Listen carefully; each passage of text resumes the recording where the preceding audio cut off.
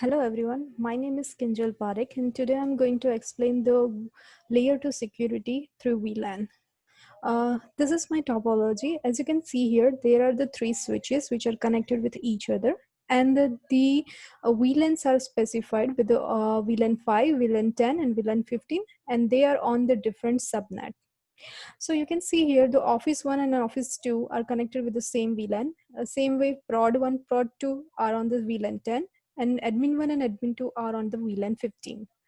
Now to send the VLAN is basically used for to send out traffic through their domain or through their same subnet. So VLAN Office 1 can easily transfer the data to Office 2. It can broadcast the data, but this data cannot be seen by Prod 1 or Admin 1. This way we can provide the layer 2 security.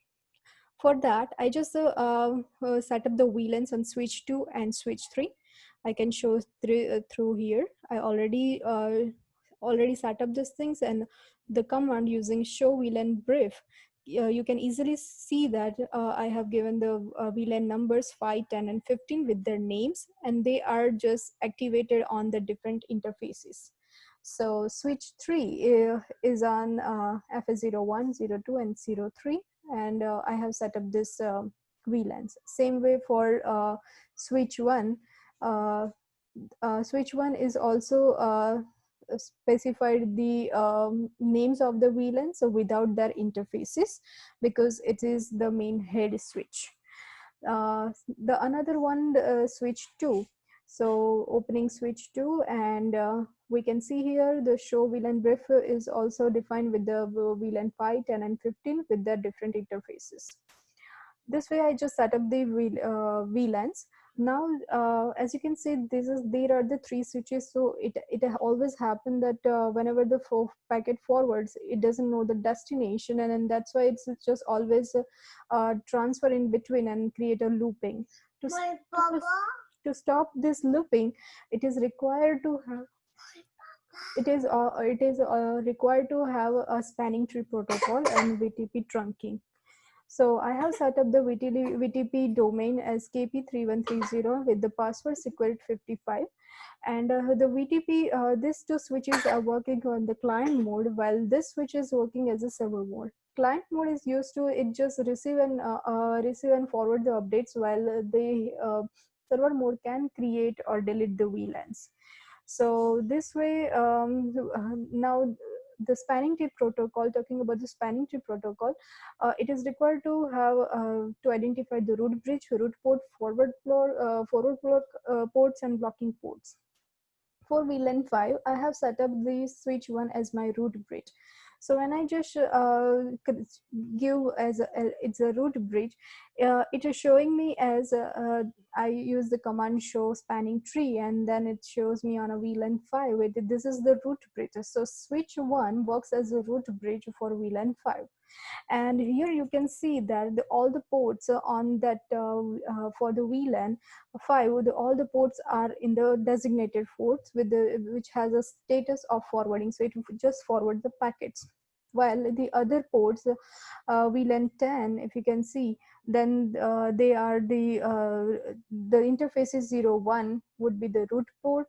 The 02 is the blocking port. Alter is the blocking is in the blocking state. That means does not forward or any receive any packets. So how this and same for the VLAN 15, some of them are forwarding and one of its root port. So how to decide this ports? Well, these are the once you have configured as the root bridge. Well, the root bridge is defined with the lowest priority. Generally all the priority to all the switch are the same, but when you just define a specific VLAN with the root bridge, then it will lower down the priority number from its default value. And currently, as you can see, that my for the VLAN 5, the root priority number is 24581. So this way it's lower down the root priority, the bridge priority, and this way it just works as a root. So to forward any packet to the root bridge, from switch 2 to switch 1, this interface works as it's a root port, because it depends on the cost value. Because to forward the packet from switch 2 to switch 1, it just require only 19.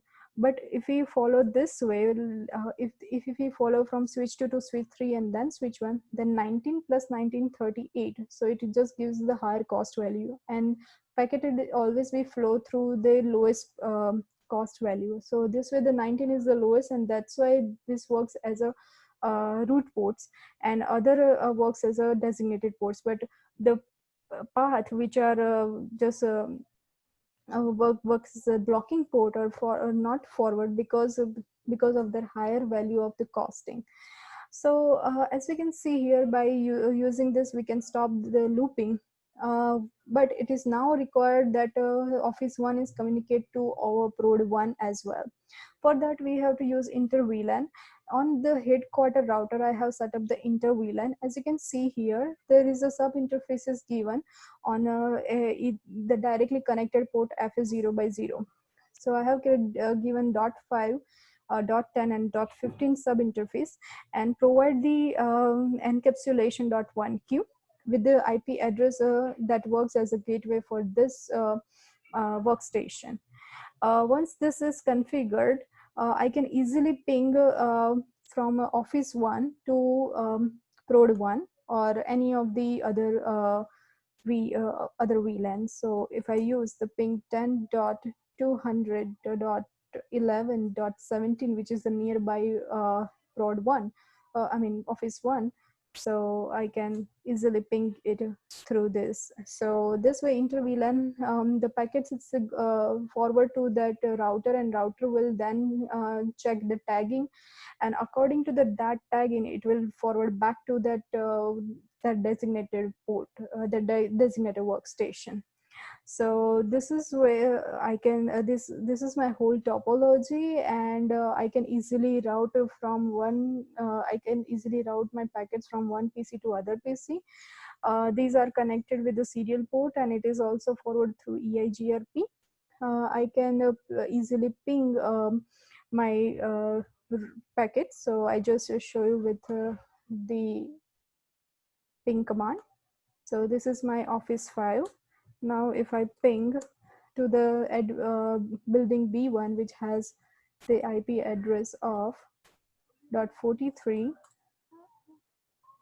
something happened. Let me try again.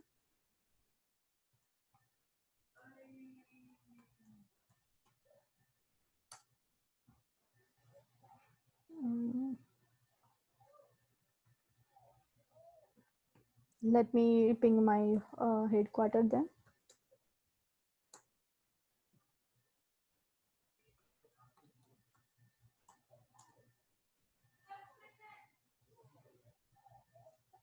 Something is missing.